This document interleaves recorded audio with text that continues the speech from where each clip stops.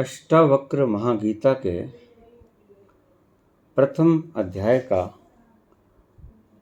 6वां श्लोक। अष्टावक्र कहते हैं जनक से, धर्म अधर्म सुख दुख ये सभी धर्म मन के हैं, तेरे नहीं। अर्थात इनका अनुभव तू नहीं, मन करता है। इसी प्रकार न तू कर्मों का करता है और न ही उनके कर्मों को भोगने वाला, तू सदा से मुक्त है। अष्टावक्र का एक एक शब्द एक एक छलांग की भांति है। हर शब्द में वो ऐसी पैनी धार देते हैं कि आप निरुत्तर हो जाते हैं। धर्म अधर्म सुख दुख ये सभी धर्म मन के हैं, तेरे नहीं। तेरे नहीं, मन के हैं। एक बात स्पष्ट रूप से समझ लेना, यहाँ अष्टावक्र भेद कर रहे हैं तुम में और तुम्हारे मन में। धर्म अधर्म सुख दुख ये सभी धर्म मन के हैं, तेरे नहीं। अर्थात इनका अनुभव तू नहीं, मन करता है। इसी प्रकार न तू कर्मों का करता है और न ही उनके कर्मों को भोगने वाला, तू सदा से ही मुक्त है।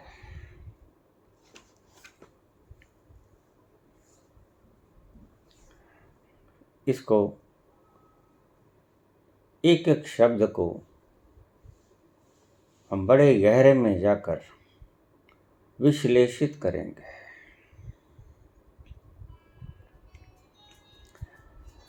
एक स्थान पे आके बाबा नानक और अष्टावक्र मिल जाते हैं।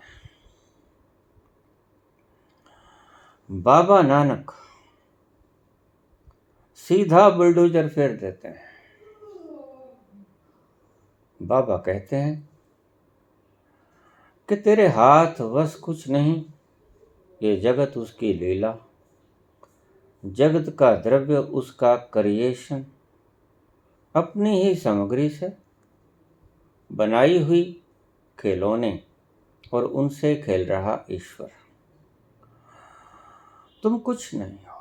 अभी कल मुझे एक कमेंट आया कि अगर सभी कुछ परमात्मा करता है तो हम क्या हैं।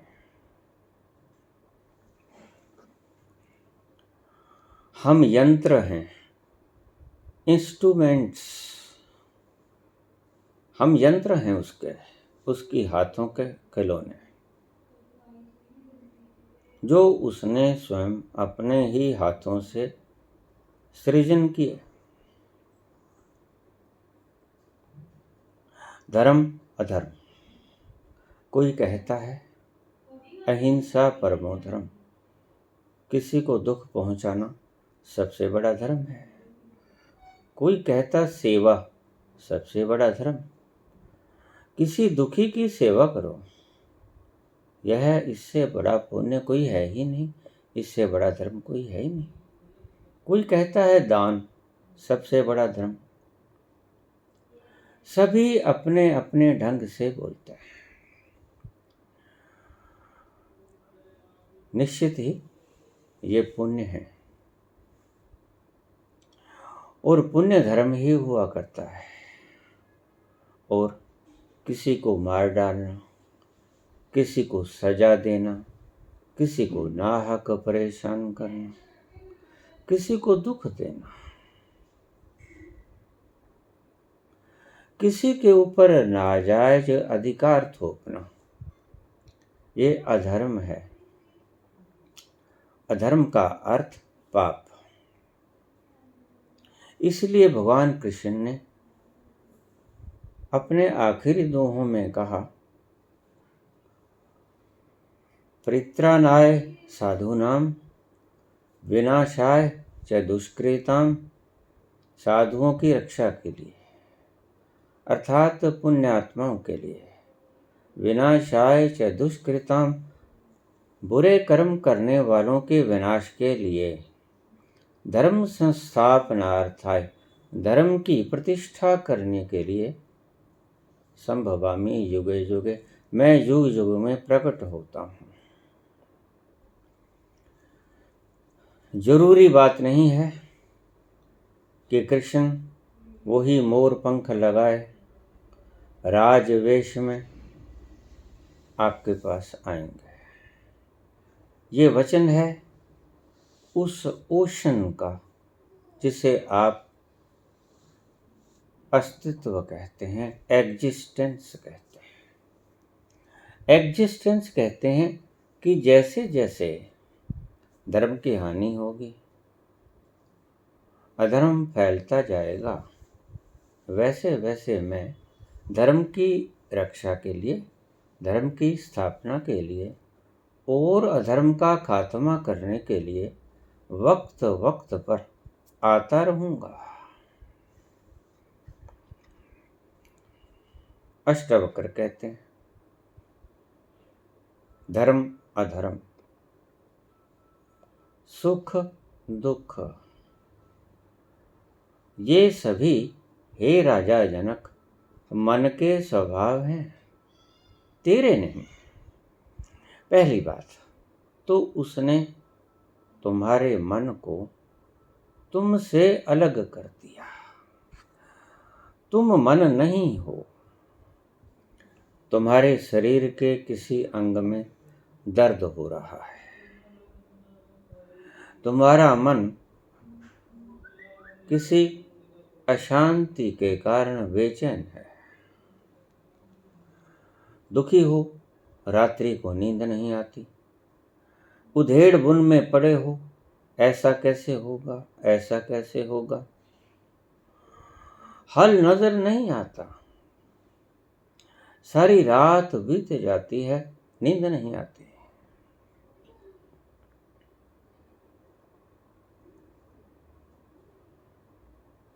अष्टावक्र कहते हैं, हे जनक, तुम सुख और दुख के विषय मन के हैं और तुम मन नहीं हो। धर्म और अधर्म की पालना करना ये मन का धर्म है, तुम्हारा नहीं। तुमसे कोई पाप हो गया, तुमसे कोई पुण्य हो गया, धर्म अधर्म, तुम्हें कोई तकलीफ है, तुम्हारा शरीर बिल्कुल, तुम्हारा शरीर स्वस्थ है, सुख दुख, तुम्हें कोई खुशखबरी मिल गई, सुख, तुम्हें कोई दुखद समाचार मिल गया, दुख। तो दुख में हमारा मन दुखी होता है, सुख में हमारा मन सुखी होता है। पुण्य से हमारे मन में ठंडक पड़ती है, पाप से हमारे मन में उद्वेग पैदा होता है, गर्मी पैदा होती है, उत्तेजना पैदा होती है। अष्टावक्र कहते हैं कि ये स्वभाव मन का है, ये मन का धर्म है, तुम्हारा नहीं जनक। पहली बात कि तुम मन से अलग हो, और जब तुम मन से अलग हुए तो मन इंद्रियों को ही निर्देश देता है बुद्धि के द्वारा। जब तुम मन ही नहीं हो तो बुद्धि भी नहीं हो, और बुद्धि के द्वारा आदेशित इंद्रियां भी नहीं हो। सीधा सीधा फार्मूला। सुख दुख धर्म अधर्म मन के स्वभाव हैं, तुम्हारे नहीं राजा जनक, और तुम मन नहीं हो।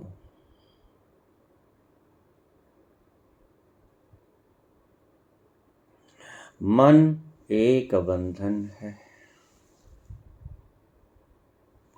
अभी कल ही मुझे एक व्यक्ति कह रहे थे कि मैं किसी धर्म का अनुयायी हूं, और देखिए जब मुक्त होंगे हम तो ये 7 दरवाजे हैं, और 7 दरवाजों का गेट भीतर से बंद है। समझिए थोड़ा सा शांति से। 7 दरवाजे हैं, इन दरवाजों को खोलकर भीतर जाना है। 7 दरवाजों के भीतर आप खुद बैठे हो। उसे सचखंड कह लो, उसे परमात्मा कह लो, नाम कोई भी दे दो। 7 दरवाजे खोलकर भीतर जाना होगा। टूट वो सकते नहीं, इतने दृढ़ हैं। और वो 7 दरवाजे भीतर से बंद हैं, ताले लगे हैं। और उन 7 दरवाजों की चाबी गुरु के पास है। और जब गुरु खोलेगा उन 7 दरवाजों को, तो ही तुम भीतर जा पाओगे। एक एक करके गुरु खोलेगा तुम्हारे 7 दरवाजों को। एक एक करके ताले खोलेगा, सांकल खोलेगा, दरवाजे खुलेंगे। तुम 1 से 2 3 4 5 6 7 और फिर सचखंड, फिर परमात्मा के पास पहुंच जाओगे। जिथे बजदे नाद हजार, जहां आनंद बरस रहा है, अमृत का समुद्र है, वहां पहुंच जाओगे। लेकिन हाथ में गुरु के ताले वो खोलेगा।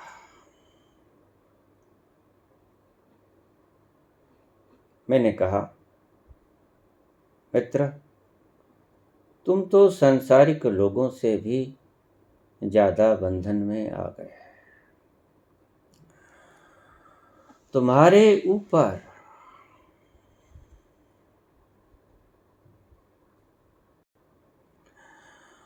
भाई बहन माता पिता पुत्र पुत्री पौत्र आदि,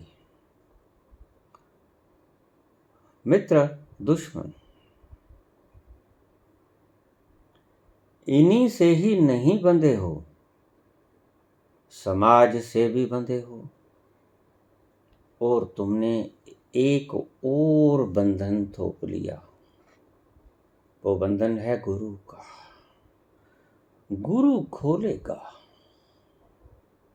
तो खुलेंगे ये दरवाजे। थोड़ा अर्थ आप गलत ले गए। मैं इस दुविधा को दूर करता हूं।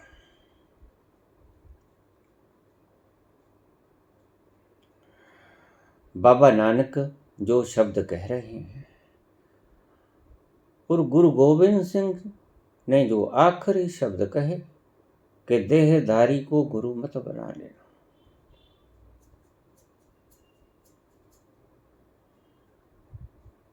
इन तीनों में समानता है। यद्यपि देखने में ये उलट उलट लगते हैं, लेकिन समान एक ही बात है। अर्थ आपने गलत कर लिया।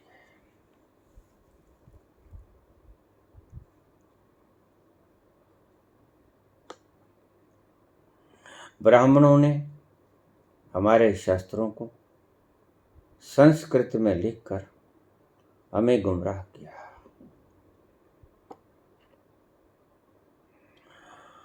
क्योंकि संस्कृत के अर्थ बदले जा सकते हैं अज्ञानियों के आगे।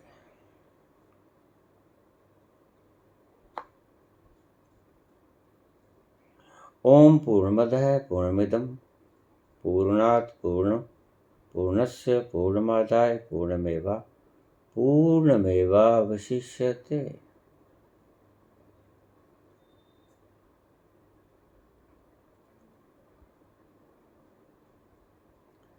उपनिषद कहते हैं कि वह पूर्ण है, था, रहेगा, और उस पूर्ण का अस्तित्व ऐसा है कि उसमें से पूर्ण निकाल भी लिया जाए तो शेष पूर्ण ही बचता है। अर्थ ये था। हमारे तथाकथित पंडितों पुरोहितों ने हमारे शोषण के लिए संस्कृत भाषा का इस्तेमाल करके उसके अर्थ गलत कर दिए। देखिए, साधारण भाषा जो सभी के समझ आती है, उसमें अगर हम कोई बात कहेंगे तो उससे मुनकर नहीं हो सकेंगे। सीधी सीधी बात समझ आएगी। लेकिन जो भाषा कोई जानता ही नहीं, जिसके अर्थ कोई विद्वान ब्राह्मण ही समझा सकता है, वो जब चाहे उन अर्थों को पलट सकता है। पूर्णमदः पूर्णमिदं पूर्णात् पूर्णमुदच्यते पूर्णस्य पूर्णमादाय पूर्णमेवावशिष्यते। पूर्णमादाय, पूर्ण में से पूर्ण को निकाल लिया जाए। पूर्णमेवावशिष्यते, पूर्ण ही बचता है। अपूर्ण हो भी कैसे पाएगा? देखिए, अब आप समझिए इनका गहरा अर्थ। सभी कहीं वही विद्यमान है, जहां से भी उसको निकालोगे। एक समुद्र में से कोई पानी निकाल लिया हमने, दूसरे समुद्र में पटक दिया, तो कुल अस्तित्व में इसका कोई फर्क पड़ा? ध्यान से समझना मेरी बात को। उपनिषद पूर्ण अस्तित्व की बात कर रहे हैं। हजारों समुद्र हैं, सभी पानी से लबालब भरे हैं। हमने एक सारे समुद्र का पानी निकाल लिया और दूसरे समुद्र में डाल दिया, तो एक समुद्र खाली हो गया। तो क्या अस्तित्व में उसके मटेरियल का कहीं कोई फर्क पड़ा? नहीं पड़ा, क्योंकि हमने एक समुद्र का पानी दूसरे समुद्र में गिरा दिया। पूर्णस्य पूर्णमादाय पूर्णमेवावशिष्यते, पूर्ण में से पूर्ण को निकाल लिया जाए। एक पूर्ण में से सागर के पूर्ण को निकालकर दूसरे सागर में उंडेल दिया जाए, और लेके भी कहाँ जाओगे? उसके सिवा कुछ है ही नहीं, रखोगे कहाँ? एक जगह से दूसरी जगह रख दोगे, एक समुद्र में निकालकर दूसरे समुद्र में रख दोगे, एक जेब से निकालकर दूसरे जेब में निकाल देंगे, रख देंगे। आप पैसा कमाते हो, एक की जेब खाली हो जाती है माना, लेकिन वही पैसा तुम्हारी जेब में आ जाता है, तो फिर रकम कहाँ घटी? रकम तो उतनी ही रही।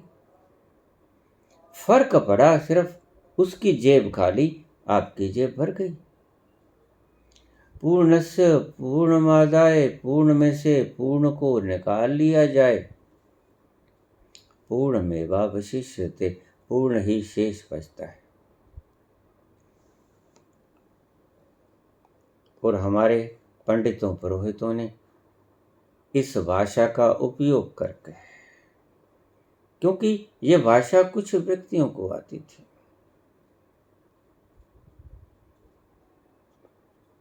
पूर्णमेवावशिष्यते,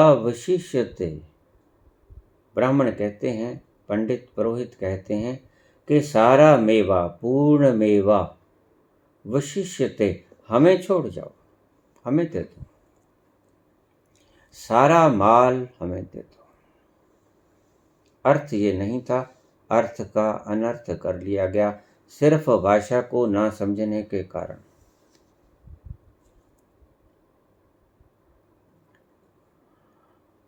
जैसे तुम कानूनविद नहीं हो, कानून के ज्ञाता नहीं हो, और कोई भी व्यक्ति जो कानून को जानता है नहीं जानता है, वो आपको आपके घर से उठा के ले गया और आप कानून जानते नहीं, तो आप उसका प्रतिरोध ना कर पाओगे क्योंकि आप कानून नहीं जानते। अगर आप कानूनविद हो, कोई लॉयर हो, तो आप उनसे पूछोगे भाई किस कानून के अंतर्गत आप मेरे को ले जा रहे हो, क्योंकि आप कानून को पढ़े नहीं हो, आईपीसी की धाराएं आपको पता नहीं, पढ़े नहीं, इसलिए आप कुछ भी बर्दाश्त करेंगे अगर आपके ऊपर कुछ भी अन्याय होगा।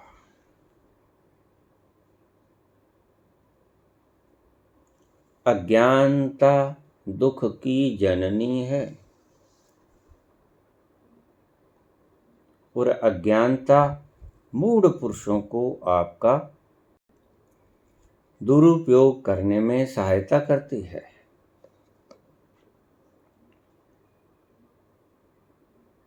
गुरु खोलेगा 7 दरवाजों के ताले। बड़ी षड्यंत्रपूर्ण कहानी रची गई गुरुओं के द्वारा। ऐसा गुरु आपके बंधन को नहीं तोड़ेगा जिसने पहले ही ऐसे बंधन क्रिएट कर लिए। अगर इसने दरवाजे खुलवाने हैं तो पहले मेरे पांव पकड़े, शरणागत हो जाए, मेरी आज्ञा माने, मेरा शिष्य बने, और फिर मैं दरवाजा खोलूंगा। ऐसी भ्रांतियां शिष्य के भीतर डाल दी जाती हैं। फिर जैसे भाई का बंधन, माता पिता का बंधन, बाल बच्चों का बंधन, ऐसे ही गुरु भी एक बंधन हो जाया करता है। लेकिन नानक कहते हैं, कह नानक गुरु बंधन काट है।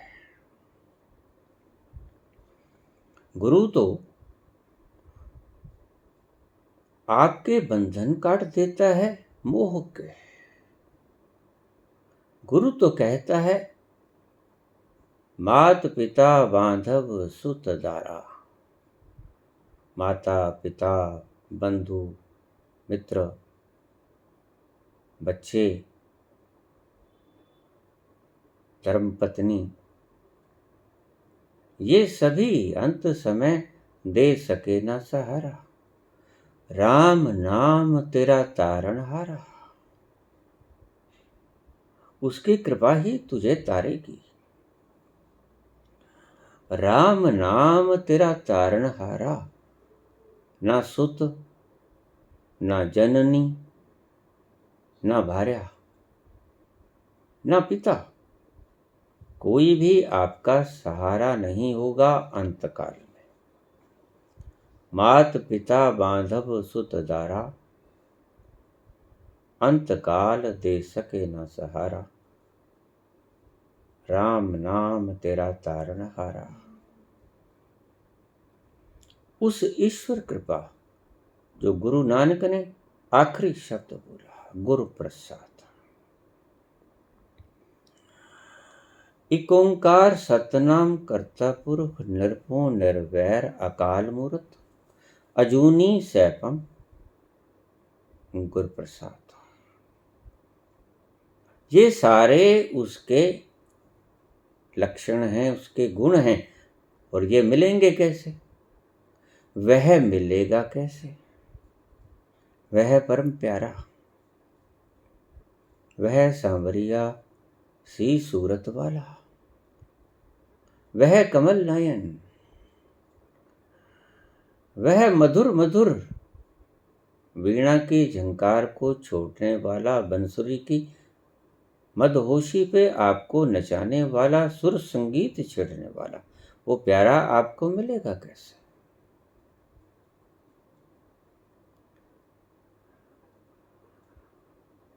गुरु प्रसाद। जब उसकी कृपा होगी आप पर तभी वो मिलेगा। कर्मी आवे कपड़ा, नजरी मोख दवार। ना तो मानव शरीर आपकी किसी तप, प्रार्थना, पुण्य कर्म से मिलता है, क्योंकि मानव शरीर से पहले की सभी योनियां भोग योनियां हैं। तो आप कोई शुभ काम भी नहीं कर सकते, धर्म भी नहीं कर सकते, अधर्म भी नहीं कर सकते। तो जब धर्म अधर्म आप कर ही नहीं सकते, तो फिर आप जब पुण्य पाप कर ही नहीं सकते, तो उन पुण्य पापों के कारण आपको मनुष्य शरीर मिलेगा कैसे? करने में ही असमर्थ। इसलिए गुरु नानक ने एक शब्द कहा, कर्मी आवे कपड़ा। तुम्हारे कर्मों से मानव शरीर नहीं मिलता, उसके कर्म से, उसके रहम से तुम्हें ये मानस तन मिलता है। और देखिए, ये बड़ी भ्रांति है कि अगर आप बुरे कर्म करोगे तो आप सुअर की योनि में पड़ोगे, आप कुत्ते की योनि में पड़ोगे। और सारे सीन दिखा दिए जाते हैं कि जब तुम भीतर जाओगे तो डंडा पड़ेगा, ऐसा डंडा पड़ेगा च्यां च्यां करते बाहर निकलोगे, और गंदगी खानी पड़ेगी। सुअर बनकर नालियों में बैठना पड़ेगा, गटरों में उतरना पड़ेगा। तुम्हें डराने के सभी षड्यंत्र कर दिए गए। लेकिन देखिए, एक शब्द को आप हृदय में बांध लेना,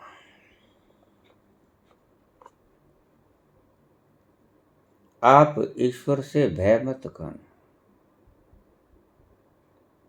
आप ईश्वर के प्रेम में पड़ना। ईश्वर कभी भय दिखाता भी नहीं,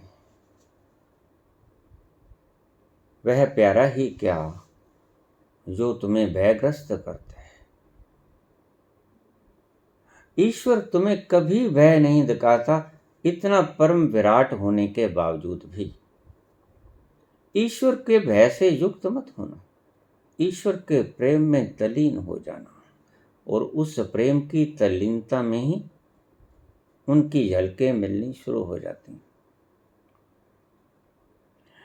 धर्म भीरू मत बनना, धर्म प्रेमी बनना।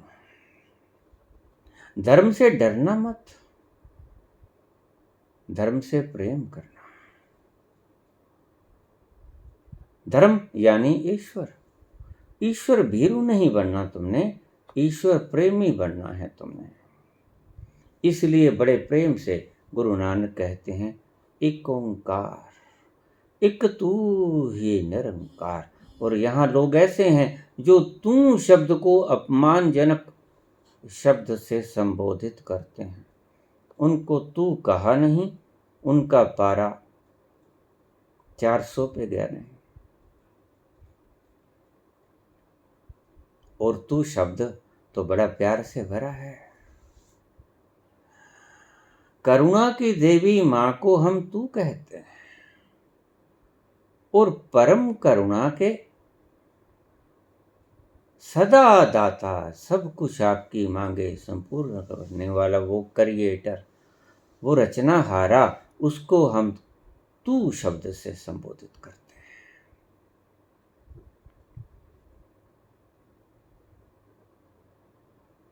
दिन ब दिन बढ़ती गई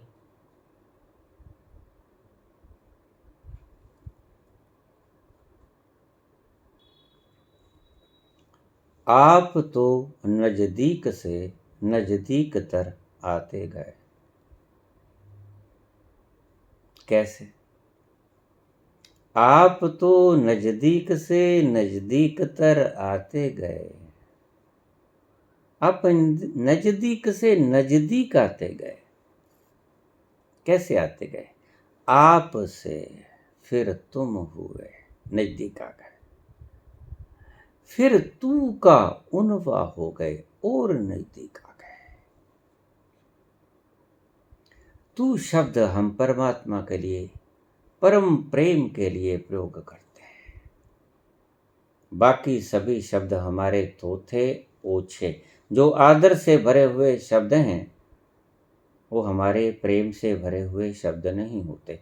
जहाँ आदर आया वहाँ प्रेम गया। प्रेम गली अति सांकरी, तामें दो न समाए। प्रेम और आदर ये दोनों इकट्ठे नहीं समाते। आपको सदा ही ये सिखाया गया है कि आदर और प्रेम दो, अतिथि को गलत। या प्रेम आएगा या आदर आएगा। जहां प्रेम है वहां आदर नहीं आएगा। जब मैं था तब तू नहीं, मैं आदर है, तू प्रेम है। जब मैं था तब तू नहीं, अब तू है मैं नहीं। अब प्रेम है, आदर नहीं है। मैं आदर करता है, क्योंकि आदर एक दिखावा है। तुम किसी को कहता है आओ जी, बैठो जी, मोस्ट वेलकम, और भीतर से माथा ठोक लेते हो कि ये दुष्ट सुबह सुबह कैसे माथे लग गया कलंक। ये चौथ का चांद सुबह सुबह कलंक चतुर्थी जो भगवान कृष्ण के लगा था। आओ जी, बैठो जी, ये आदर है। जब मैं था तब तू नहीं। जब आदर था, आपको इन शब्दों को समझाया नहीं गया।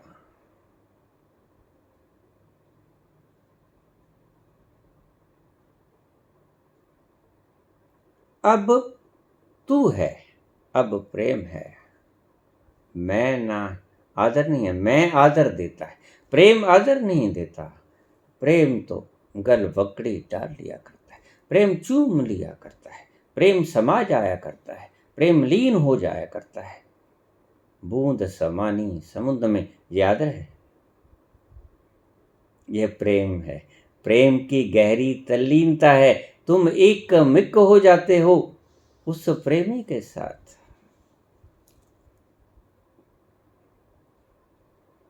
आदर में आप सदा ही दूसरे बने रहते हो।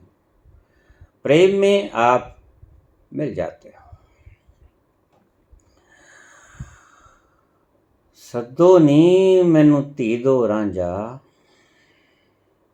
हीर ना आखे कोय। सदो नी मैनू धी दो रांझा, हीर ना आखे कोय। रांझा रांझा करदी नी मैं, आपे रांझा होए। बूंद समानी समुद्र में, बूंद समुद्र को आदर नहीं देता है, दे भी नहीं सकता। अगर आदर दे तब तक दूर रहेगा। दूरी पैदा करता है आदर। और तुम्हारे सभी गुरु आदर ढूंढते हैं, चाहते हैं कि आप उनसे दूरी बनाए रखो।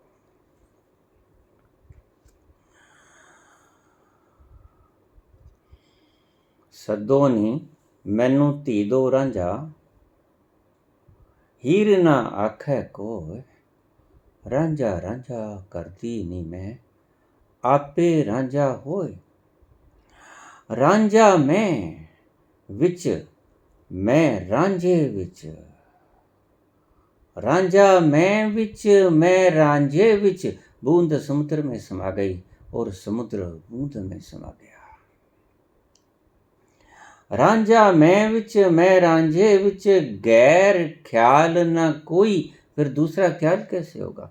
दोनों की केमिकल प्रोसेस, दोनों की केमिकल संरचना एक।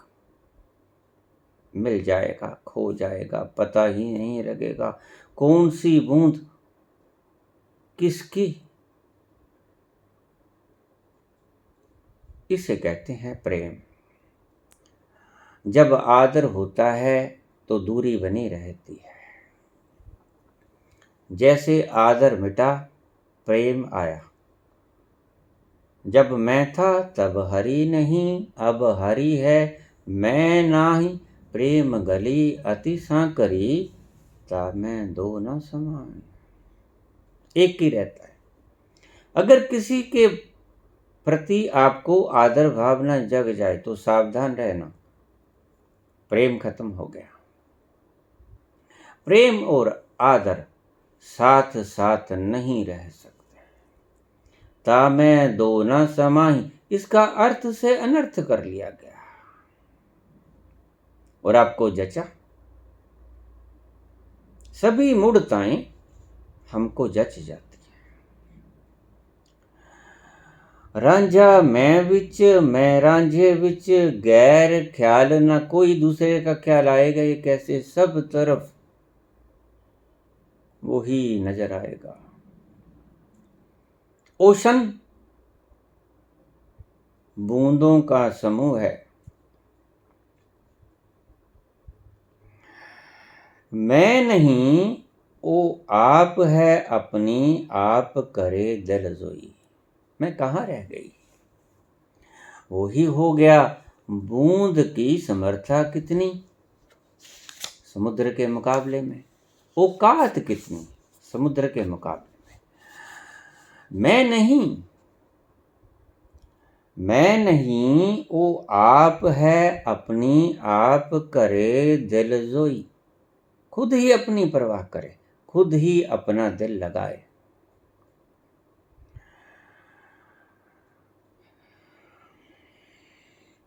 जो कुछ साडे अंदर वसे, जो कुछ साडे अंदर वसे, जात असाडी होए। वही जाती है मेरी। पहले मैं बूंद था, अब मैं समुद्र में समा गया, तो मैं बूंद ना रहा, मेरी जाति खो गई। मैं कुछ जो कुछ साडे अंदर वसे, जात असाडी हुई, वही हमारी जाति हो गई। अब हमें बूंद मत कहो, अब हमें समुद्र कहो, क्योंकि बूंद समुद्र में समा गई। जिसते नाल मैंने हो लगाया, जिसके साथ मैंने प्यार किया, उयो जैसी हुई, उसके जैसी ही मैं हो गई।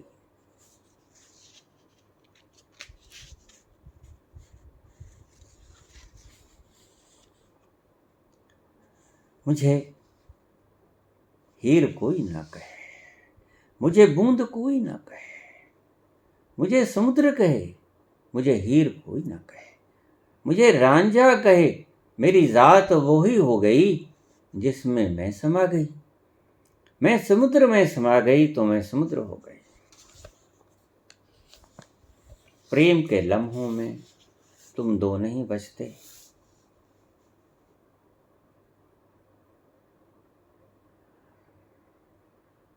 प्रेम और आदर साथ साथ नहीं चल सकता है।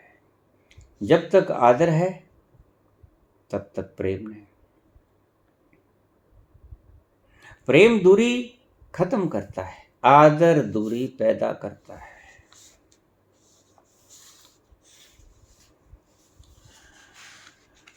मैं रांझे विच, रांझा मैं विच, और ख्याल ना कोई। दूसरे का ख्याल ही नहीं आता। जिस तरफ देखते हैं उस तरफ वही लहरों का समुद्र लबालब छलक रहा नजर आता है। मैं मिट जाता है। ये 7 दरवाजे हैं। गुरु ने भी वैसे ही बांध लिया जैसे माता पिता, बंधु बांधव, सुत दारा, पुत्र पुत्री, घरवाली, इन्होंने बांध लिया। वैसे ही गुरु ने भी बांध लिया। गुरु एक बंधन और बढ़ा गया। तुम्हें ज्यादा बंधनग्रस्त कर गया। और देखिए बाकी बंधन तो आप तोड़ ले हुए, घर से भाग जाओ, लेकिन गुरु का बंधन बड़ा गहना है। मल को आप फेंक सकते हो, धो सकते हो, लेकिन आभूषण को कैसे फेंकोगे? तुम्हें समझाया गया है कि गुरु आभूषण है, इससे अपनी देह को सजाना, लेकिन बंधन है। अगर सौंदर्य इतना हो तो गहनों की आवश्यकता नहीं होती। सौंदर्य अपने आप में परम आभूषण है। एक छोटी सी रामायण की कहानी। सीता को हर ले गया रावण। सीता चली जाती है, जो आभूषण साथ लेके आई थी अयोध्या से आते हुए,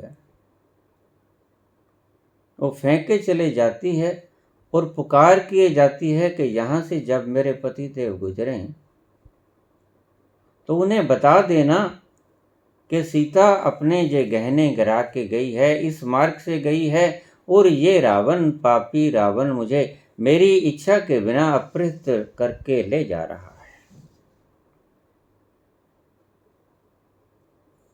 ढूंढते ढूंढते ढूंढते उन राहों पे गए तो उन्हें वो जेवरात मिले। एक एक करके जेवरात थोड़ी थोड़ी दूरी पर सीता ने गिरा दिए थे ताकि रास्ते का पता चल जाए।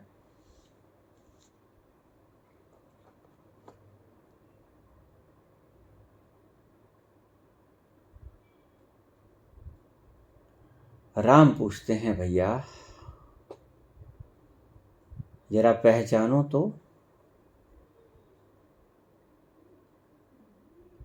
ये आभूषण तुम्हारी भाभी के हैं? ये कंठी, ये बिछुआ, ये माला, ये पायजेब, ये हार, क्या तुमने अपनी भाभी के शरीर पे कभी देखा? तो लक्ष्मण ने बड़ा अद्भुत जवाब दिया। लक्ष्मण कहने लगे, भैया मैं तो माँ के चरणों में सुबह आके प्रणाम किया करता था, और जब मैं प्रणाम करता था तो उनके पाँव में ये जो पायजेब है ये मैं रोज देखा करता था। इन्हें मैं पहचानता हूँ।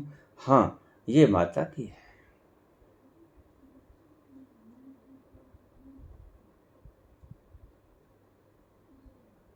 भैया बाकी आभूषण आप पहचानो।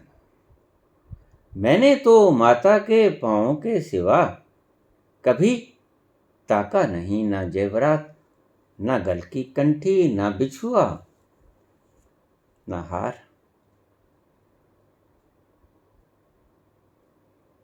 ना पायबंद, कुछ नहीं देखा मैंने। मैं माँ के पाँव में जब शीश रखता था आशीर्वाद लेने के लिए, तो मुझे ये पाँव की पायजेब रोज दिखती थी, और ये वही पायजेब है जो माँ के पाँव में होती थी।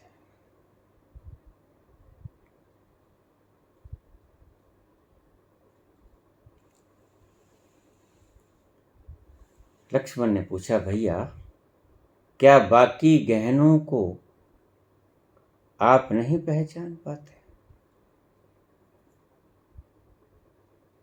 मैं पुत्र था, मैंने सदा उनके चरणों पे ध्यान रखा।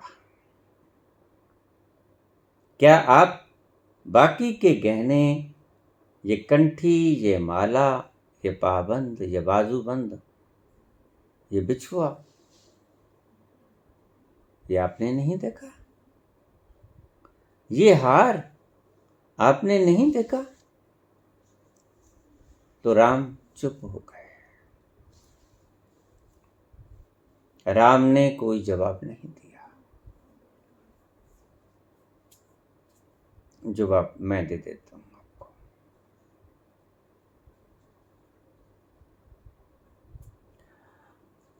जब नेचुरल सुंदरता इतनी हो तो आभूषण कहाँ दिखाई पड़ते हैं। सीता सुंदर ही इतनी थी, आभूषण फीके पड़ जाते थे उसकी सुंदरता के आगे। आज आप मेकअप कराते हो नकली दिखाने के लिए। काश ये ग्लो तुम्हारे भीतर से उठा होता तो मेकअप कराने के बाद ये स्त्रियां कुरूप नजर आती, ऐसे ही ज्यादा अच्छा था। चुप हो गए भगवान राम, उन्हें भी नजर नहीं आया होगा ये कंठी, ये माला, ये बिछुआ, ये हार, ये बाजूबंद नहीं नजर आए होंगे। असली सुंदरता के आगे नकली सुंदरता दिखाई ही नहीं पड़ती।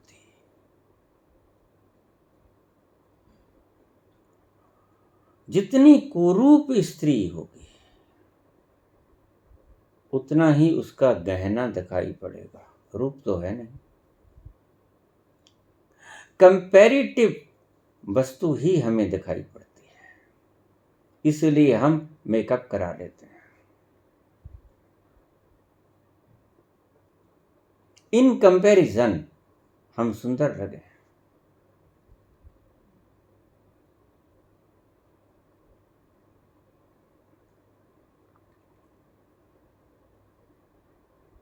पापा ने पूछा बिटिया से, हम किसी की शोक में गए थे मरने पे, बिटिया तुम जरा भी नहीं रोई, हम रो रो बावले हो गए।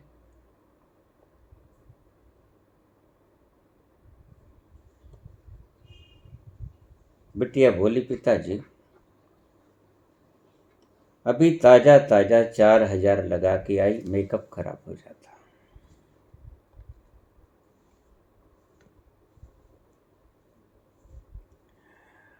भावनाएं जाएं भाड़ में, नकली सुंदरता दिखनी चाहिए, भीतर की कुरूपता छुपनी चाहिए।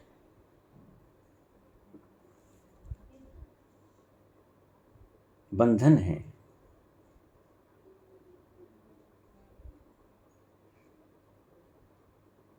गहने तभी दिखाई पड़ते हैं अगर शरीर में सौंदर्य न हो।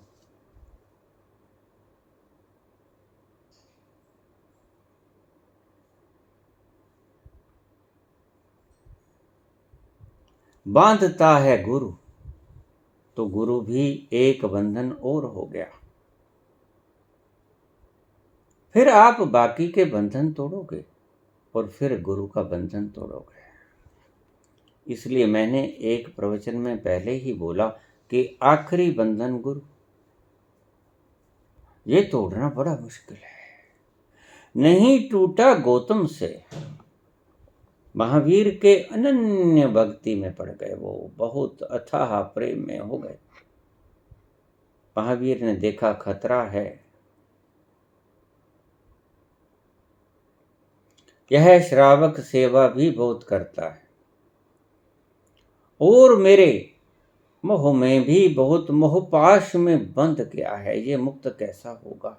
बिल्कुल किनारे पे खड़ा और इतना प्रेम में भर गया, उसने गुरु से वचन ले लिया, मुझे वचन दो कि आप शरीर छोड़ने से पहले मेरी मौजूदगी में शरीर छोड़ो। महावीर कहने लगे, पुत्र कोई बात नहीं, तुम निश्चिंत रहो। महावीर को पता था शब्दों से ज्यादा सत्य कीमती होता है। शब्द तो झूठ भी हो सकते हैं, सत्य कभी झूठ नहीं होता। और जिस दिन उन्होंने छोड़ना था प्राण, उस दिन भेज दिया भिक्षा लेने के लिए। जैसे ही भिक्षा लेके वापस आए, प्राण त्याग चुके थे महावीर। रोते रोते आया, सब भिक्षा फेंक दी, देखा गुरु समाधि अवस्था में मृत, छोड़ चुके शरीर। बहुत रोया बहुत रोया, सभी धुल गया मोहपाश, अश्क के आंसू बहकर। अश्क के पानी में तब्दील हो गया सारा दुख, सारा मोह का पाश टूट गया, बंधन टूट गए। हल्का हो लिया फिर पूछा, एक पाती लिख के दे गए थे उसके नाम की, कि रोने देना, कैथारसिस हो लेने देना। जब रेचन पूरा हो जाए तो पूछेगा मेरे लिए कोई संदेश, तो उसके हाथ में ये पाती रख देना। इतना तप, इतनी सेवा, इतनी आज्ञा, इतना प्रेम। गुरु और गौतम, महावीर और गौतम दो नहीं रह गए थे। जब भी आप पहुंचोगे तो पाओगे दो है ही नहीं कहीं भी। दादू दूजा को नहीं, दूजी मन की दौड़। दौड़ मिटी संशय गया। जैसे ही आप एनलाइटेंड हो जाओगे, एनलाइटेंड कैसे होगे? जब दौड़ मिटेगी। वस्तु ठोर की ठोर, वस्तु तो जहां है वहीं है। तुम ही हो परमात्मा।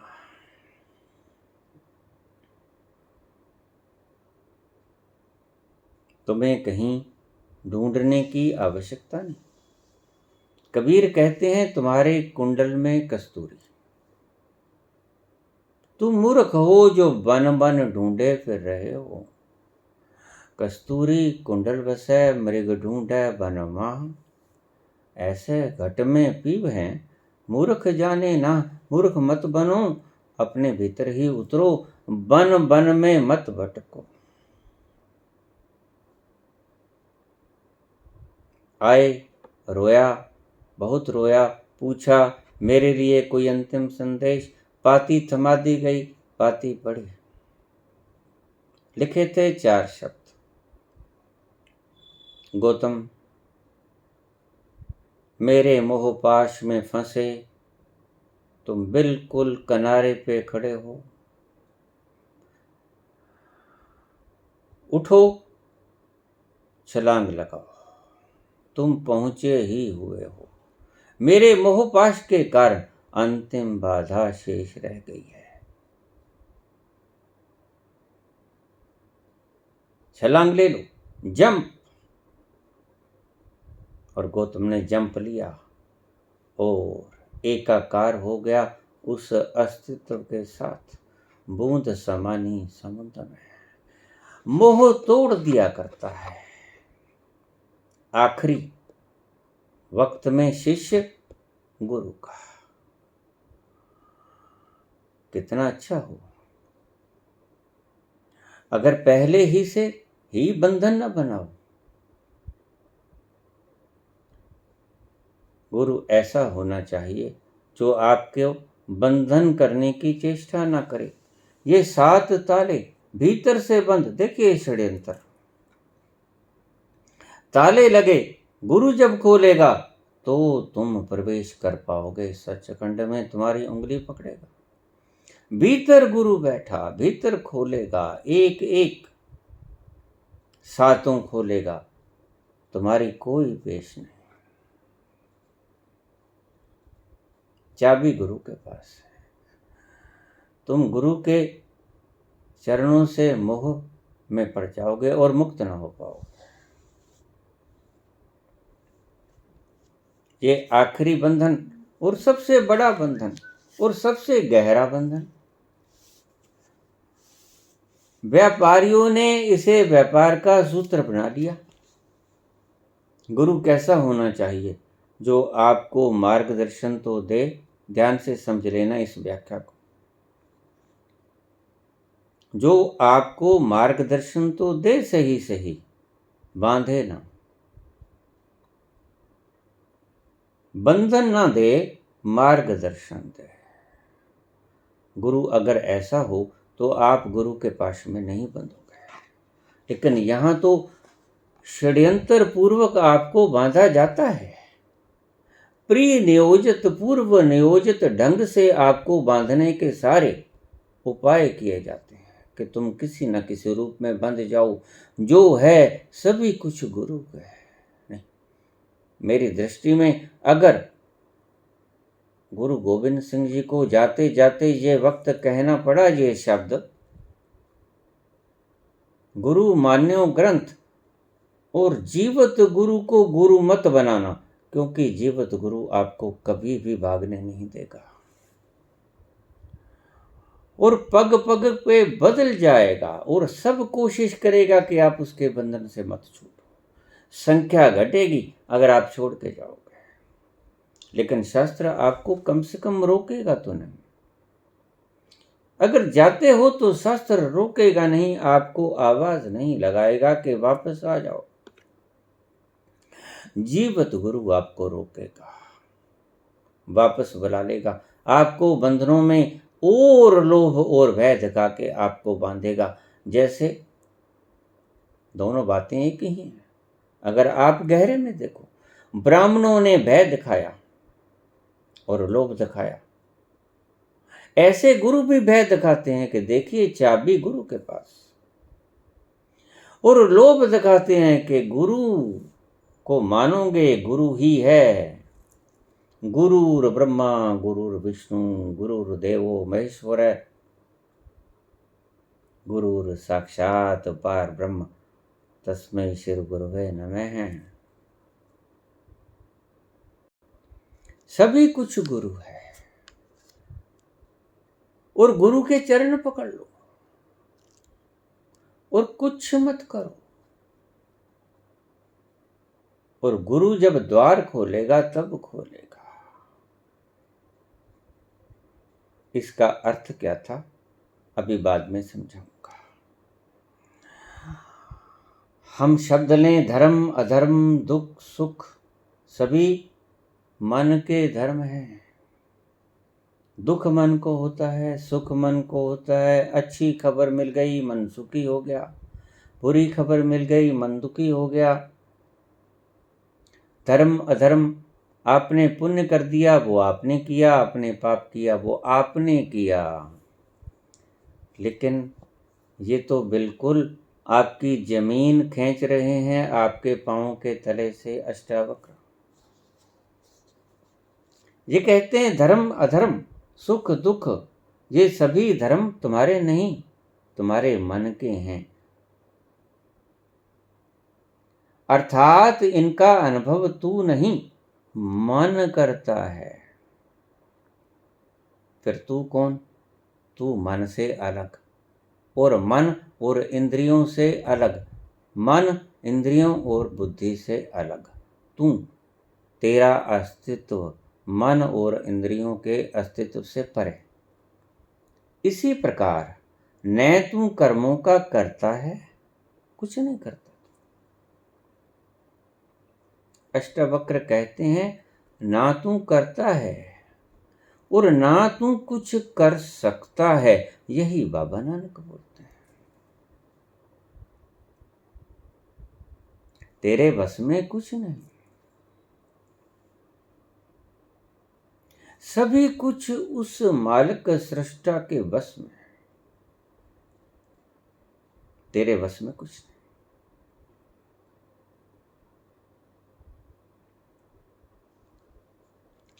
तू न करता है और ना ही तू भोगता है।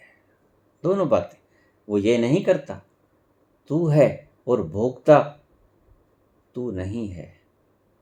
या दोनों बातें उलट नहीं करते। वो कहता है ना तू करता है ना तू भोगता है, तू इन दोनों में से कुछ भी नहीं, तो फिर तू है क्या? तो इस कर्ता और भोक्ता से परे दृष्टा है।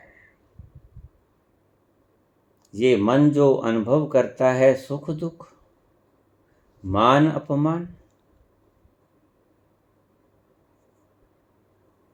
इन सभी को देखने वाला दृष्टा तू है। धर्म अधर्म पाप पुण्य सुख दुख मान सम्मान, हानि लाभ जीवन मरण यश अपयश तेरे हाथ में नहीं। विधि हाथ, तू करता नहीं, जो करता है उसके हाथ में है। तू करता नहीं है, और तू कुछ कर सकता भी नहीं है। इसका अर्थ तू ही नहीं है और तुम अपने आप को सब कुछ समझे बैठे हो। सभी हिटलर अपने आप को, सभी नेपोलियन अपने आप को सारी सृष्टियों का मालिक समझते हैं, होते नहीं। चले जाते हैं, देखो चले गए, आएंगे, बहुत आएंगे, चले जाएंगे। मानेंगे कि हम हैं तो संसार घूम रहा है, पृथ्वी चल रही है, वक्त पे सूरज, वक्त पे चंद्रमा निकलता है, छिप जाता है, वक्त पे सभी ग्रह नक्षत्र, ये यूनिवर्स, ये गैलेक्सीज और ये सभी ब्लैक होल्स, मैं हूं तो ये हैं, मैं नहीं रहूंगा तो ये भी नहीं रहेंगे। मेरे साथ इनका जीवन है, जैसे ही मैं जाऊंगा वैसे ही ये भी चले जाएंगे। धर्म अधर्म, दुख सुख, ये सभी मन के विषय हैं, मन के धर्म हैं, तेरे नहीं। अर्थात इनका अनुभव तू नहीं, मन करता है। दुख मन को होता है, तुम्हें नहीं होता। तुम उस मन को दुख झेलते हुए देखते हो। फिर गौर से समझना, जब तुम रात्रि को सोते हो या स्वप्न देखते हो, कौन देखता है स्वप्न? तुम्हारा मन।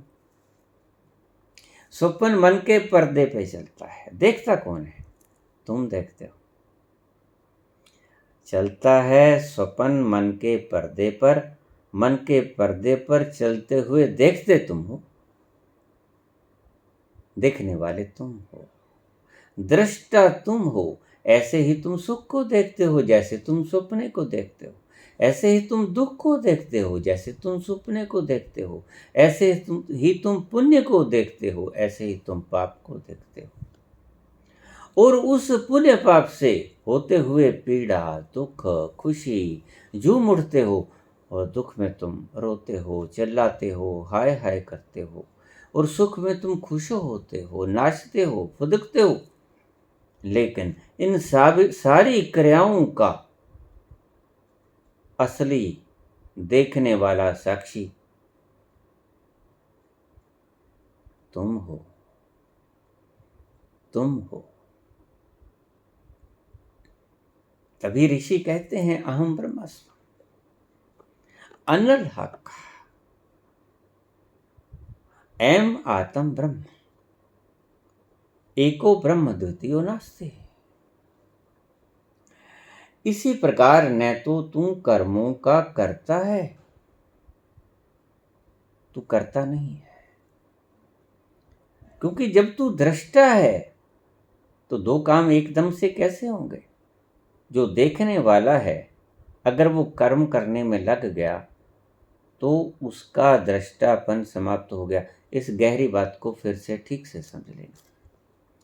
एक वक्त पर एक व्यक्ति मन दो काम नहीं कर सकता, या तो कर्म करेगा या कर्म को करते हुए देखेगा।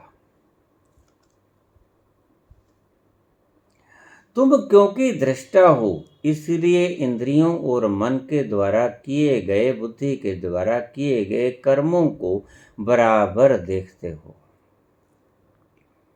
मन कर रहा है, बुद्धि फैसला कर रही है, बुद्धि सोच रही है, मन झंझट में पड़ा है, मन तकलीफों को हल कर रहा है, बुद्धि फिक्रों में पड़ी है, या मन के पर्दे पर रात्रि स्वप्न आ रहा है, बुरा आ रहा है, अच्छा आ रहा है, या चैन से सोए हुए हो, इन सभी घटनाओं के हर वक्त साक्षी तुम रहते हो, तुम हो। मन के पर्दे पर ये सारी लकीरें खिंचती हैं फिल्म की तरह। फिल्म के सफ़ेद शुभ्र श्वेत पर्दे के ऊपर फिल्म चलती है, लेकिन फिल्म होती है, वहाँ वो एक्टर एक्ट्रेस विलेन होते हैं? नहीं होते। तुम देखते हो उनको, ड्रामा है, वहाँ कोई नहीं है।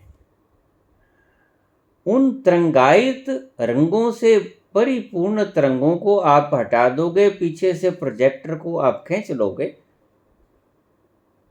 तो साफ पर्दा नजर आएगा। ऐसा ही समाधि में होता है। समाधि में सारे ऑब्जेक्ट मिट जाते हैं और जैसे ही ऑब्जेक्ट मिटता है बस सब्जेक्ट भी मिट जाता है, देखने वाला भी मिट जाता है, बस एक ही रह जाता है। उसको नाम कुछ भी दे दो। सुन मरे अजपा मरे, अनहद भी मर जाए।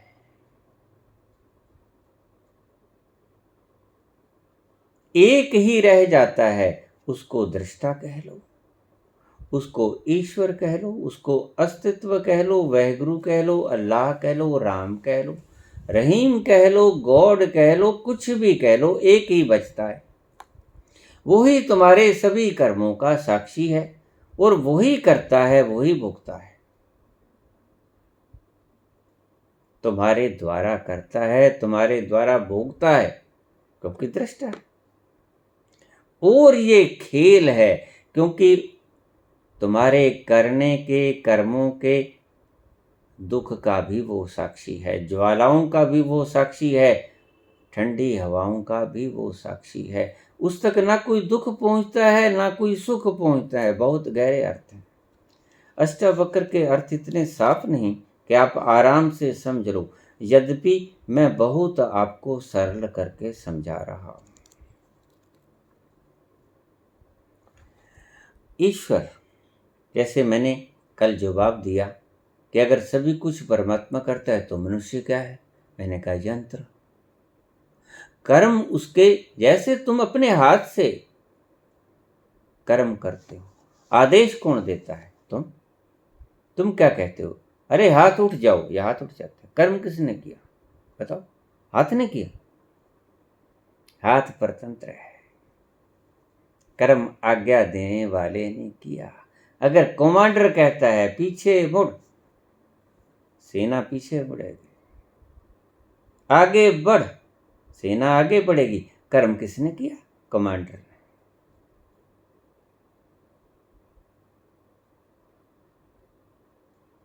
तुम्हारे हाथ में कुछ नहीं।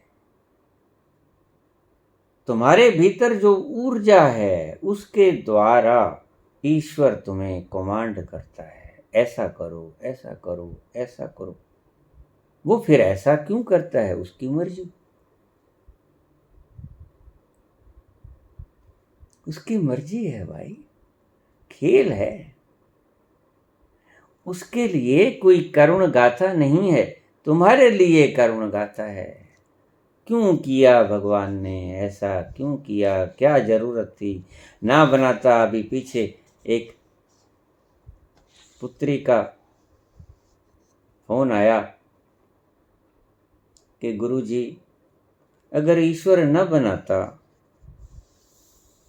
क्यों बनाया उसने ये संसार, इसमें दुख ही दुख भरा है?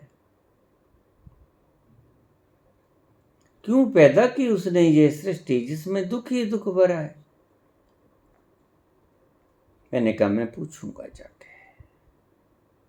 कहती कब जाओगे? मैंने कहा 2-3 दिन ठहर के जाऊंगा, फिर पूछूंगा कि तू क्यों बनाई तुमने। दुनिया बनाने वाले, क्या तेरे मन में समाई, तूने काहे को दुनिया बनाई? भी तुम्हारा क्या बिगाड़ दिया उसने? तुम्हारा था क्या जो उसने छीन लिया? अपना बनाया उसने डिस्ट्रक्ट किया, जो कंस्ट्रक्ट किया वो ही डिस्ट्रक्ट किया। तुम बीच में से क्यों, कहां से आ टपके भाई? तुम होते कौन? बनाने वाले ने अपना ही घोंसला गिरा दिया। तुमने बच्चों को देखा, बच्चे अपने पांव पर रेत का महल बना देते हैं, पांव के ऊपर रेत को थोपते जाते हैं और फिर पांव को निकाल लेते हैं। वो घर बन जाता है, खेलते रहते हैं और घर जाते हुए उस घर को फोड़ जाते हैं, नकली घर को। जैसे ही माँ बुलाती है कि बेटा वापस आ जाओ, वो उस बने हुए घर को लात मार जाते हैं। खुद ही बनाया खुद ही बिगाड़ दिया, रेत का क्या बिगड़ा, आकार बिगड़ा नहीं, रेत तो रह गया, रेत का अस्तित्व बाकी रह गया, किसी दशा में रह गया। पानी को बर्फ बना दूं, पानी को आप उबालकर वाष्प बना दो, पानी के तत्वों में कुछ कमी या ज्यादती आई नहीं आई। बर्फ बना दिया, आकार में फर्क पड़ा, पहले तरल था फिर सॉलिड हो गया। बर्फ से वाष्प बना, 100 डिग्री से ऊपर ले गए, उबलने लग गया वाष्प बन के। पानी की होंद में कोई फर्क पड़ा नहीं, आकार बदला, लिक्विड की जगह, तरल की जगह वाष्प बन गया। लेकिन पानी का एक कण भी ना घटा ना बढ़ा। यही साइंस कहती है, matter can neither be created nor can be destroyed. पदार्थ को ना तोड़ा जा सकता है ना बढ़ाया जा सकता है, उत्पन्न भी नहीं किया जा सकता, विनष्ट भी नहीं किया जा सकता। फिर तुम्हारे हाथ में क्या है भाई? तुम लाचार हो, तुम्हारी मैं तो थी,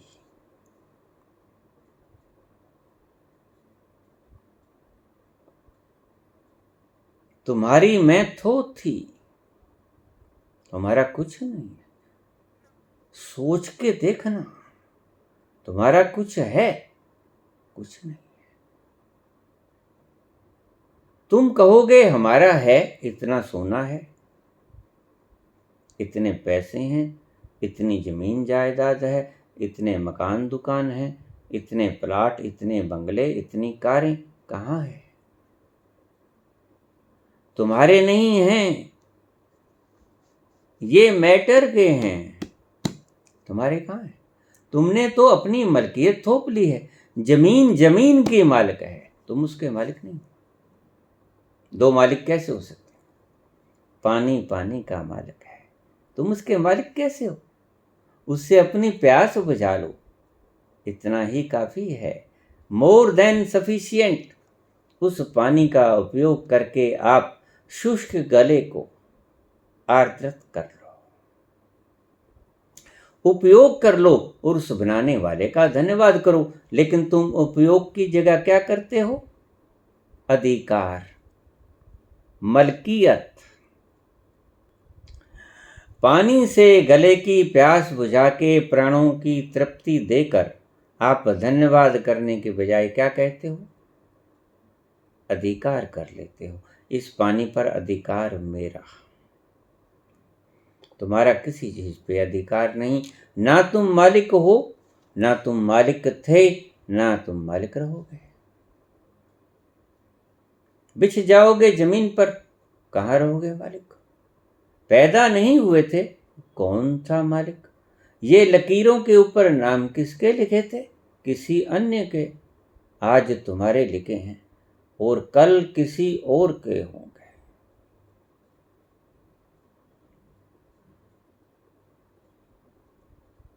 ना तुमने बनाया, हाँ तुमने कमाया, छीन के कमाया, परिश्रम से कमाया।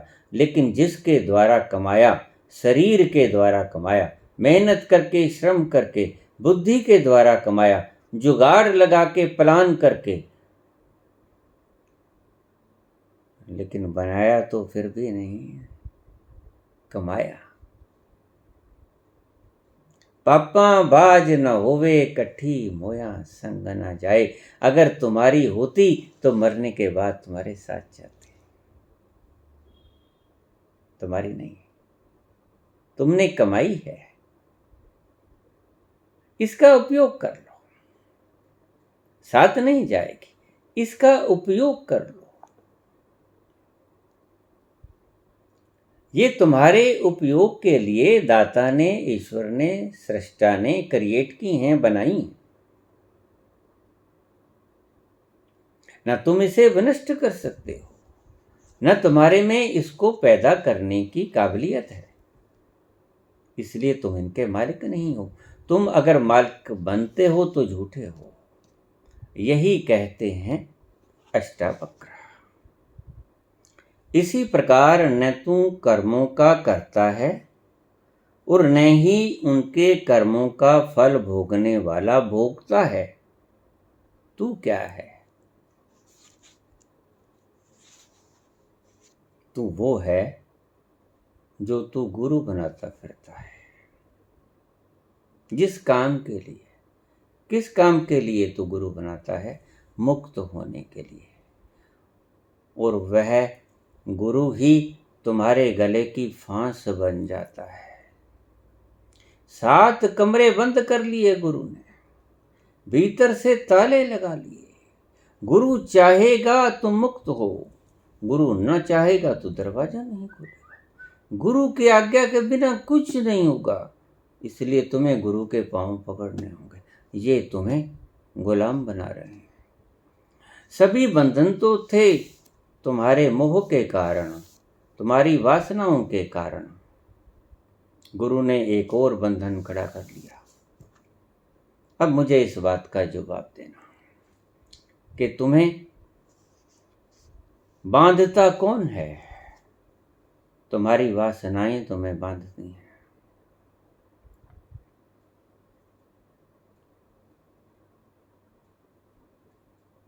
तुम्हारी वासनाओं से मुक्ति ही तुम्हारी सही मुक्ति है।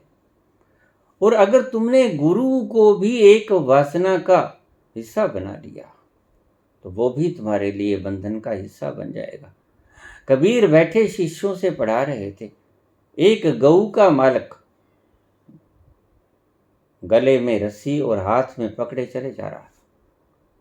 कबीर बोले शिष्यों से, शिष्यों, बंदी गाय या मालिक? तो शिष्य हंसने लगे।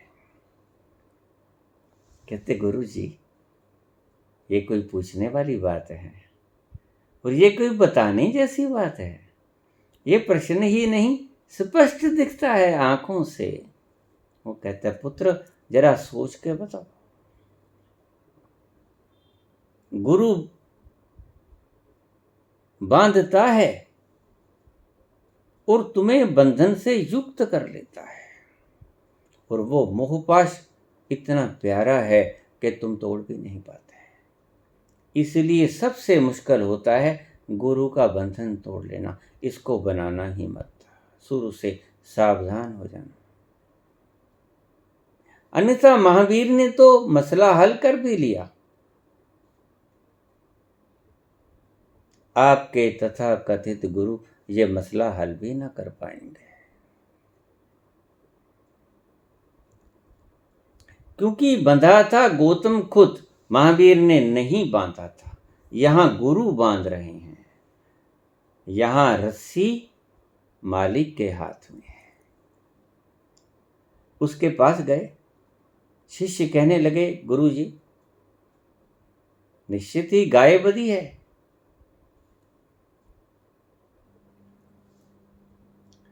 गाय का मालिक नहीं बंधा है। चलो बच्चों साथ में रहे। गया उस मालिक के पास, जरा रस्सा देना। रस्सा दे दिया और उस गाय का रस्सा छुड़वा के उसको ललकार दिया। गाय तो भागी, जोर से भागी, पूरा ललकार दिया।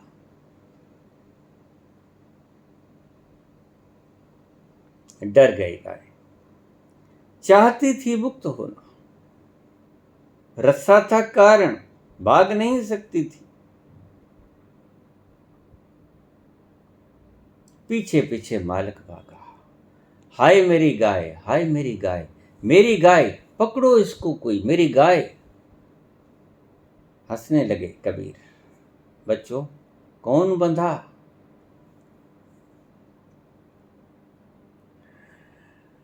गाय बंधी के गाय का मालिक बंधा। तुम तुम्हारी वासनाओं के अधीन होते हो, तुम बंधे हो वासनाओं के कारण, मुक्त कैसे होगे?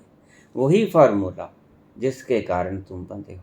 तुम वासनाओं का त्याग कर दो, मुक्त हो जाओगे। यही बात अष्टावक्र कहते हैं। तुम सदा से मुक्त हो। तुम्हारे हीरे पे कीचड़ जम गया है, तुम इस कीचड़ को उतार दो। तुम हीरे हो ये तुम्हें पता चल जाएगा। तुम कभी बंधे नहीं क्योंकि तुम करता नहीं। तुम कभी बंधे नहीं क्योंकि तुम भोगता नहीं। तुम दृष्टा हो। तुम सदा सदा सदा से मुक्त हो, सदा के लिए, एवर लिबरेटेड। तुम कभी बंधे नहीं। तुम्हारा तत्व ऐसा है जो कभी न बंधन में आता है ना आ सकता है। शरीर बंध सकता है, शरीर टूट सकता है, शरीर छूट सकता है, शरीर बंधनग्रस्त हो जाता है। शरीर को हम जेल में डाल देते हैं, शरीर को हम जेल से मुक्त कर देते हैं। लेकिन तुम न कभी बंधे हो, तुम सदा सदा से मुक्त हो। ये कहते हैं अष्टावक्र। तो बंधता कौन है, किस लिए बंधता है? वासनाओं के कारण तुम बंधते हो।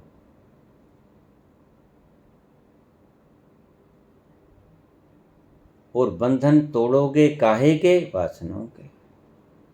मुक्त होने के लिए जिससे बंधे हो, अगर रस्से से बंधे हो तो रस्सा ही तो खोलना पड़ेगा। गाय अगर रस्से से बंधी है तो गाय को मुक्त होने के लिए क्या करना होगा? वो रस्सा खोलना होगा। तुम वासनाओं से बंधे हो, इच्छाओं से बंधे हो, कल्पनाओं से बंधे हो, योजनाओं से बंधे हो, तो उनसे मुक्त होने के लिए आपको क्या करना पड़ेगा?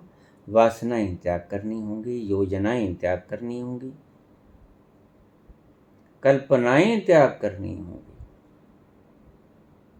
जिससे बंधे हो उससे बिल्कुल विपरीत करना होगा।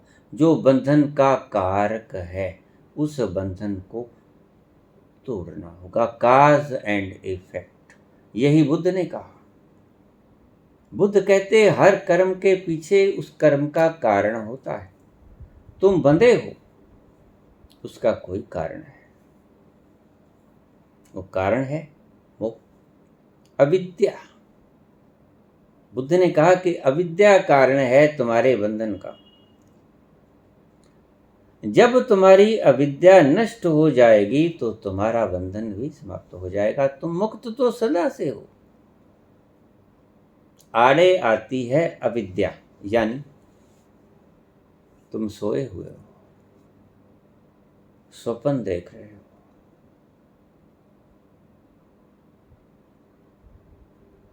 बहुत बुरा स्वप्न आ रहा है।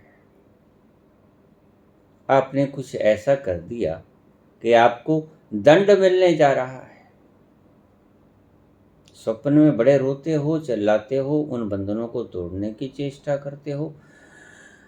यह अवस्था कैसे गुजर जाए, यह अवस्था कैसे टूट जाए, बड़ा प्रयास करते हो। कभी आपने देखा होगा कि सोते सोते आपके ऊपर भार पड़ जाता है और आप उस भार को हटाने के लिए बड़ी मेहनत करते हो, यद्यपि भार होता है। और जैसे ही तुम जागते हो तुम कहते हो ये तो सपना था। बस ऐसा ही संसार है। संसार उसका खेल है और जब तुम उसके खेल को अपना मानना शुरू कर देते हो, कर्ता बन जाते हो, तो तुम फंस जाते हो माया जाल में। अष्टावक्र कहते हैं कि तुम करता भी नहीं, तुम भोगता भी नहीं। करवाने वाला कोई और, भुगतवाने वाला कोई और जिसने तुमसे कर्म करवाया, जिसने तुमको कर्म भुगतवाया, जिस मटेरियल के द्वारा कर्म कराया, वो उसकी प्रोडक्शन, वो उसकी क्रिएशन, तो तुम्हारा क्या? तुम्हारा सिर्फ मैं, अविद्या, इस अज्ञान के कारण तुम सुख और दुख भोगते हो। यद्यपि वो सुख और दुख हैं तो स्वप्न की भांति है, सत्य में नहीं। लेकिन फिर भी तुम स्वप्न में ही सही, तुम दुख तो होते ही हो, तुम सुखी तो होते ही हो। तुम सत्य का सामना तो नहीं कर पाते। अष्टावक्र कहते हैं कि तुम इस बात को जान लो कि ना तुम करता हो ना तुम भोगता हो, तुम सदा सदा से मुक्त हो। तुम्हें मुक्त होने की कोई आवश्यकता नहीं। ना कोई जप करना है, ना कोई तप करना है, ना कोई गुरु बनाना है, ना किसी से फार्मूला पूछना है। तुम मुक्त हो, सदा से मुक्त हो। ये कहते हैं अष्टावक्र पहले अध्याय के 6वें श्लोक में। यही बात गुरु गोविंद सिंह जी ने आखिरी वक्त में कही। शरीरधारी को गुरु मत बनाना, क्योंकि शरीरधारी तुम्हें उलझा देगा। वो खुद वासनाओं से ग्रस्त है, उसके भीतर खुद लोभ है। न जाने कौन लोभ के कारण तुम्हें बहका दे, काम के कारण तुम्हें बहका दे, क्रोध के कारण तुमसे बदला लेने के लिए तुम्हें बहका दे, मोह के कारण तुम्हें बहका दे। तुम्हारे पास इतनी जायदाद हो, उसको छीना झपटी के लिए तुम्हें बहका दे, सुंदर सुंदर शब्द दे दे,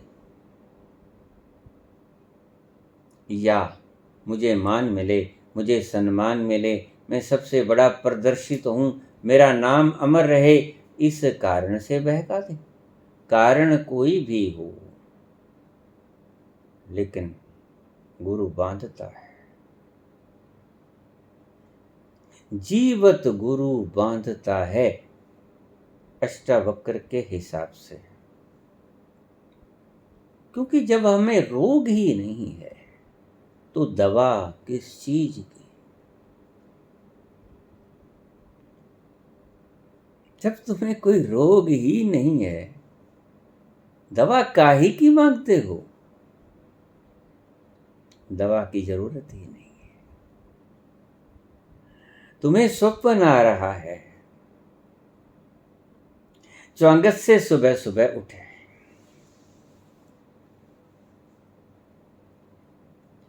जब चाय पीने का वक्त आया, शिष्यों को बुलाया, शिष्य इकट्ठे हो गए। बोले शिष्यों, मुझे रात्रि को एक स्वप्न आया। क्या स्वप्न आया गुरुजी? बच्चों, मैं रात्रि को तितली बन गया। तो फिर क्या, स्वप्न तो स्वप्न होता है। नहीं नहीं, ठहरो, मैं तुमसे ये पूछता हूं कि कहीं ऐसा तो नहीं है कि अब तितली को स्वप्न आ रहा हो कि वह च्वांगत से हो गया है। बड़ी मुश्किल पड़ी, ये तो गहरी बात हो गई। विजय वत्स को रात्रि को स्वप्न आया कि वो तितली हो गया।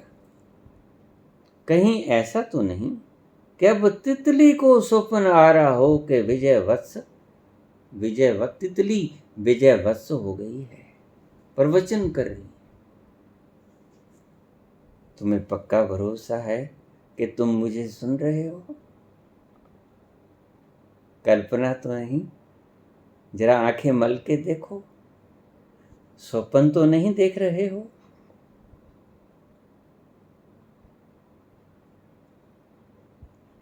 कहीं तितली को स्वप्न तो नहीं आ रहा कि वो च्वांगत से हो गई है सपने में? कौन फैसला करे? निश्चित ही ये स्वप्न है। ड्रामा कह लो, स्वप्न कह लो, कोई फर्क नहीं, शब्दों का भेद है।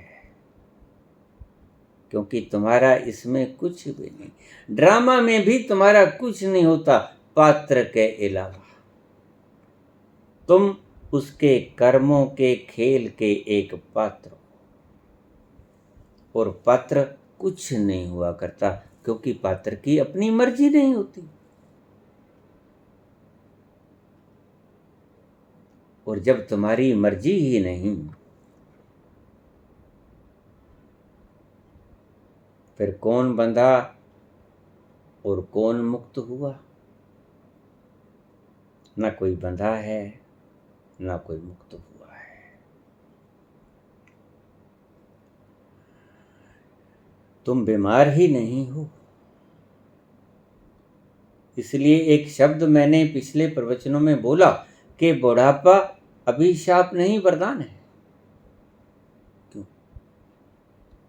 बुढ़ापे में, और हमारे गुरुओं ने, हमारी संस्कृति, हमारे धर्म ने 25 वर्ष तक ब्रह्मचर्य, 25 से 50 तक गृहस्थ, 50 से 75 वर्ष तक वानप्रस्थ, और 75 से 100 वर्ष तक संन्यास्त ईश्वर को पाने का एक उम्र बताया। 75 से 100। कारण क्या था? बहुत गहरा कारण था इसमें। वो चाहते थे कि जिसके साथ तुम चिमटे बैठे हो 75 की उम्र तक, उसके साथ चिमटना काफ़ी मात्रा में कम हो जाएगा। शरीर हिलेगा, गर्दन हिलेगी, हाथ हिलेंगे, सारा शरीर हिलेगा। खाए से पचेगा नहीं, दांत नहीं होंगे, आंत नहीं होगी, दिखाई नहीं पड़ेगा।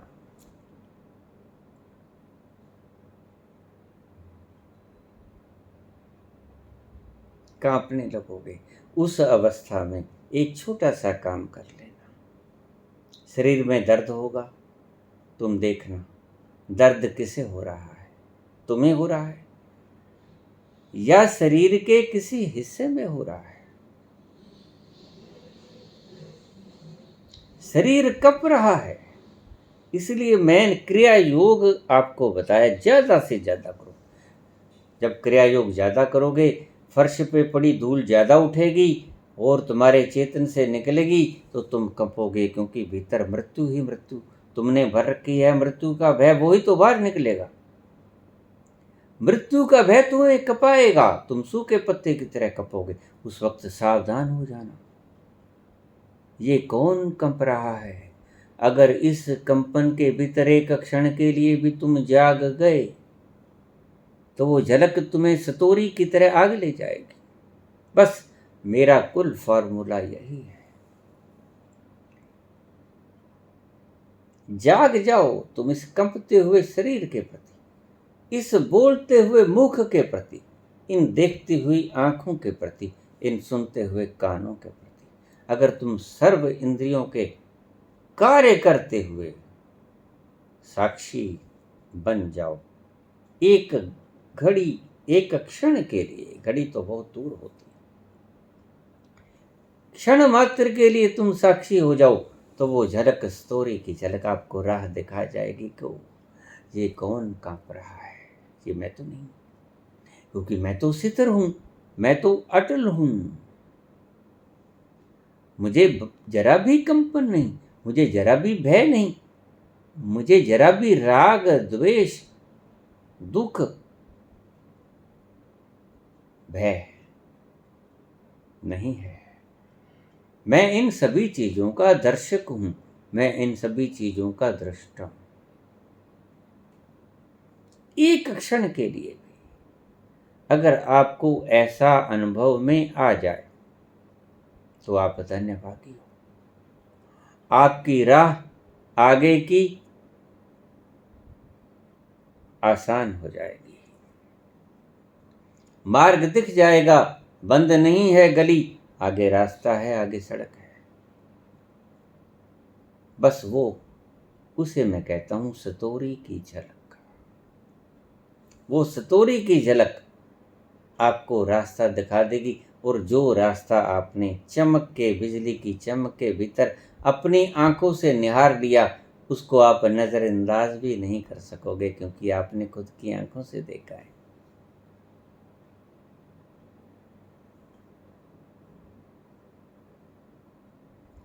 यही अष्टावक्र कहते हैं पहले अध्याय के 6वें श्लोक में। धर्म अधर्म सुख दुख ये सभी धर्म मन के हैं, तेरे नहीं। ये सुख दुख जो होते हैं, जो पाप पुण्य जो होता है, तुम इनसे डरो मत। ये पीड़ा, ये तकलीफ, ये स्वस्थ, ये अस्वस्थ, ये रोग, ये निरोग, ये तुम्हारे नहीं है। ये किसी और के हैं। किसके हैं? मन के हैं, शरीर के हैं, बुद्धि के हैं, तुम्हारे नहीं है। अर्थात इनका अनुभव तू नहीं मन करता है। दुख सुख हानि लाभ जीवन मरण इन सब का अनुभव मन करता है, तुम नहीं। तुम उस अनुभव करने वाले को देखते हो। इसी प्रकार न तू करता है और ना ही तुम कर्मों का भोगने वाला है। तू सदा से ही मुक्त है। अब कर लो बात। गुरु की जरूरत है।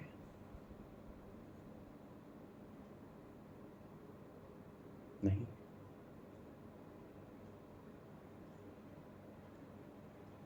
अगर ईश्वर ने ही कृपा की तो तुम्हारा देहधारी गुरु कौन? देहधारी गुरु की आवश्यकता क्या? कर्मी आवे कपड़ा ते नजरी मुख द्वार।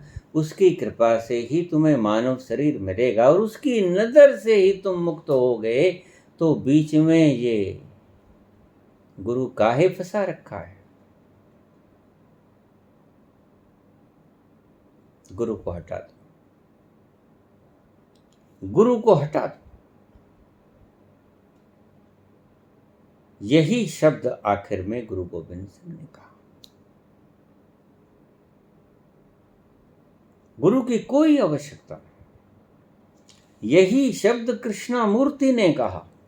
गुरु की कोई आवश्यकता नहीं, बजाय सुलझाने के वो उलझा देगा। देखिए, महावीर ने देख लिया कि गुरु बंधन है, इसलिए एक हिसाब से उससे वो ठगी मार गया, वचन देकर मुकर गया। उसे पता था कि मेरे कारण यह गौतम उलझ गया, मैं इसे अपने पास से मुक्त कर दूं। वचन देकर भी उसकी गैर हाजिरी में शरीर को त्याग कर दिया। गुरु बंधन है। गुरु बंधन है और गुरु बंधन को काटने वाला अगर मिल जाए तो गुरु गुरु है। कह नानक गुरु बंधन काटे, बिछुरत आन मिलायो। जो बिछुड़ गए थे सपने में और मिल गए सपने के टूटने में।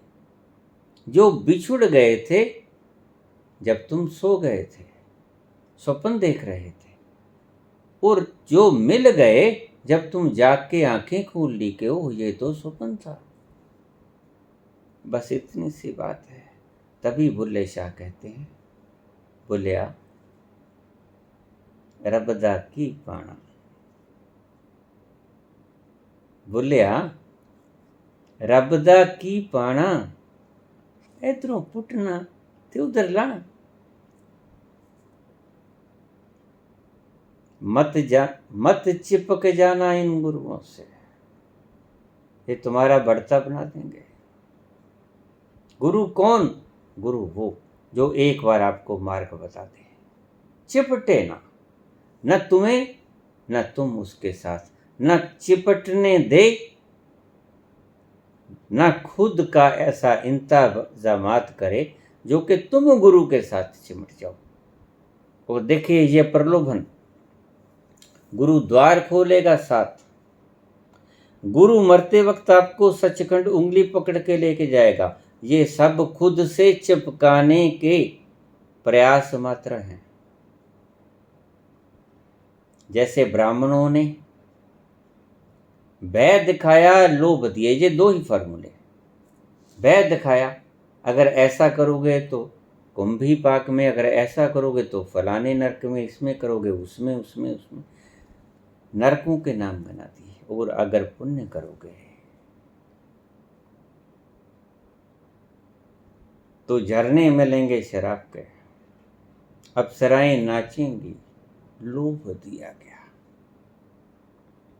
दो ही वृत्तियां होती हैं व्यक्ति की, या भय दिखा दो या लोभ दिखा दो।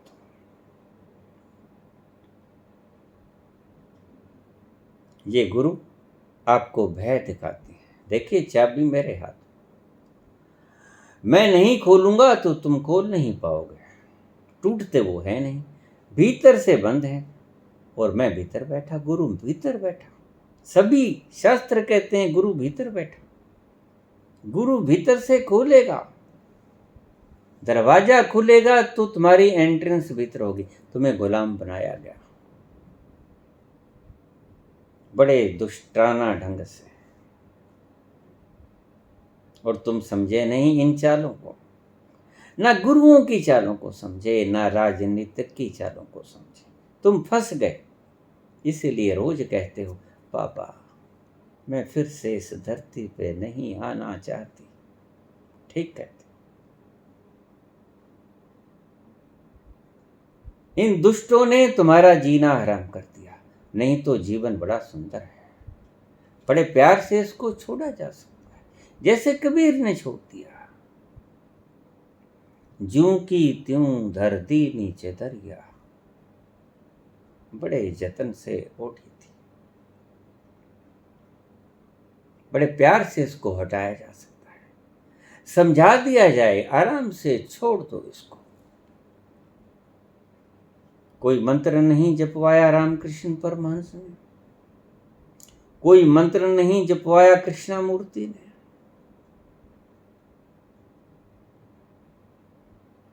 सिर पे हाथ रख दिया विवेकानंद को, दिख गया वो दूर के कलश। कृष्णामूर्ति ने भी कहा कि गुरु की कोई आवश्यकता नहीं, और गुरु गोविंद सिंह ने भी कहा कि गुरु की कोई आवश्यकता नहीं, जीवत गुरु की कोई आवश्यकता नहीं, मार्गदर्शक की आवश्यकता है थोड़ी सी, और उसको इतने गहरे में मत ले लेना। यद्यपि उपकार गहरा है क्योंकि वो जानता है, लेकिन एक बात ध्यान में रखना, अगर वो जानता है तो आखिरी बात कहूंगा, जो जानता है वो इतना महान करुणावान होता है कि तुम्हें बंधे होने की तकलीफ सहन नहीं कर सकता। इतना करुणावान होता है कि तुम्हें सूत्र बता के ही जाता है कि पुत्र तू बंधा नहीं है, तू मुक्त है, सदैव मुक्त है, जैसे अष्टावक्र ने कहा। ना तू करता है, ना तू भोगता है, ना तेरा कुछ है। जब है नहीं तो इसीलिए तो साथ नहीं जाता। अगर तेरी कुछ मालकियत यहाँ पर रहती तेरे साथ न जाती। जब साथ नहीं जाती तो इसी से सबक ले ले। 2 और 2 4 होते हैं तो 4 भी बराबर 2 और 2 के होते हैं ना। अगर तेरा होता तो तेरे साथ न जाता, शरीर तक तेरा नहीं। और जो कर्म तूने इस शरीर के भीतर किए वो तूने नहीं किए, वो उसने करवाए। जिसने करवाए खुद भुगतवा लेगा। तू हट एक तरफ, तू दृष्टा है, तू आनंद का सागर है। तू एक तरफ हो जा, अपने आप को हटा ले इन विषयों से।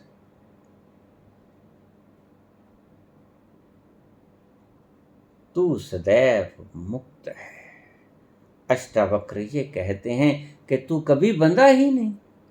ये तुम्हें स्वप्न आया था। आंख खोलो, आंख वाले हो, जानबूझकर बंद कर रखी है, जाग सकते हो, आंखें खोलो। जब जागे तभी सवेरा। धन्यवाद।